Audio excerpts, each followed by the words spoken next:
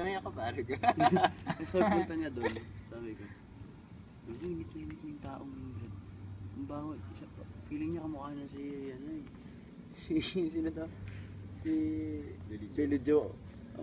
Feeling niya kamukha niya yung Green Day na singer, si Billy Joe Armstrong. Tapos tangin ng baho tuloy, naka Guns N' Roses na t-shirt, tapos naka leather jacket. Seryoso? Tapos yung leather pampangit, parang pang motorista na ano. Parang nabibig bike. Oo, ganun. Tapos tawa kami. Tangin naman to.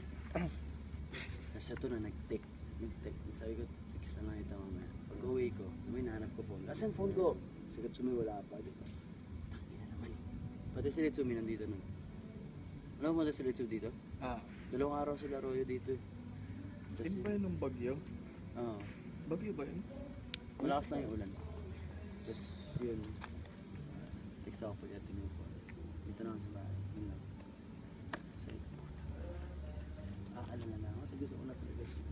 Before niya pala ibaba, sabi ko, may tatanong pa pala ako sa'yo mamaya. Usap tayo mamaya. Oh, sige. Text ka na lang. No, sige man. Tapos text ko dito na bahay. Hindi nag-i-reply. Nung paalis na kayo nag-reply. Bahay ka na. Oh my God. Kinikilig na naman tumbong ko, men.